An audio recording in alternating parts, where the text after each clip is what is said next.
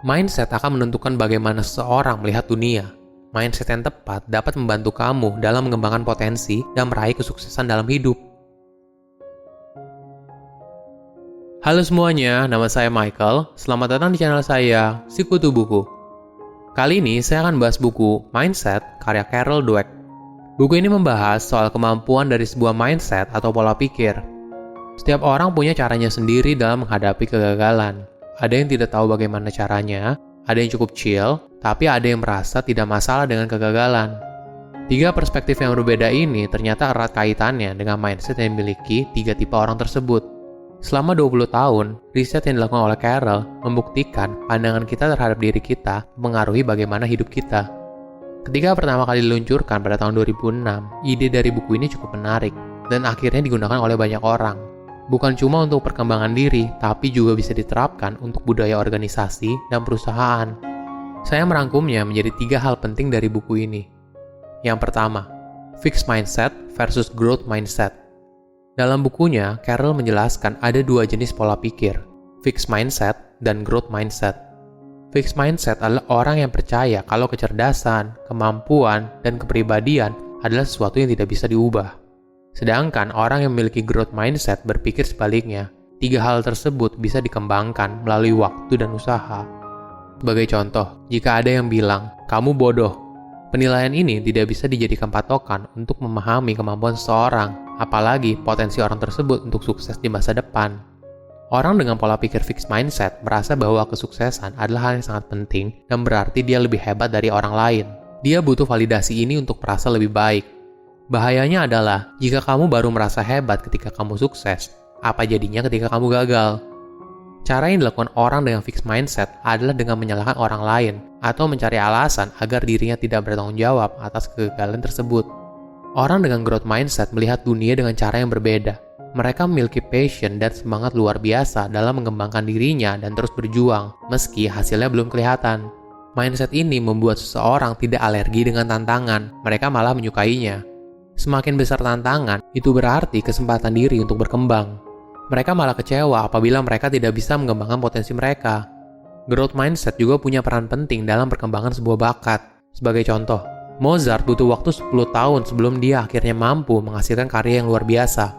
Seorang sosiolog terkenal, Benjamin Barber, pernah berkata, "Saya tidak membagi dunia menjadi yang kuat dan yang lemah, atau yang sukses dan yang gagal. Saya membagi dunia menjadi seorang pembelajar atau tidak." Kedua, mindset ketika gagal. Ada perbedaan besar saat fixed mindset dan growth mindset menerima tantangan hidup. Bagi orang dengan fixed mindset, mereka akan sangat terluka dengan kegagalan karena mereka merasa kegagalan disebabkan kurangnya kemampuan. Mereka pikir kemampuan tidak bisa dikembangkan, oleh karena itu mereka tidak pernah mencobanya lagi. Sedangkan orang dengan growth mindset berpikir sebaliknya. Mereka terbuka dengan kegagalan dan mencoba lagi. John Wooden, seorang legenda pelatih basket, pernah berkata, "Kamu bukanlah sebuah kegagalan jika kamu tidak mulai menyalahkan orang lain atau dirimu. Artinya adalah, kamu masih akan terus berproses dari kesalahanmu dan berhenti apabila kamu mulai tidak mengakuinya." Dalam sebuah riset, responden ditanya apa yang mereka lakukan apabila mereka mendapat nilai jelek di ujian tengah semester dan kemudian mendapat tilang karena parkir sembarangan. Ini adalah kondisi yang diibaratkan seperti sudah jatuh ketimpa tangga. Dihadapkan dengan situasi tersebut, orang dengan fixed mindset merasa hidupnya sangat buruk atau merasa hidupnya gagal. Sedangkan orang dengan growth mindset mengatakan mereka akan belajar lebih keras lagi dan parkir lebih hati-hati. Kejadian yang sama memiliki respon yang berbeda disebabkan oleh mindset orang tersebut.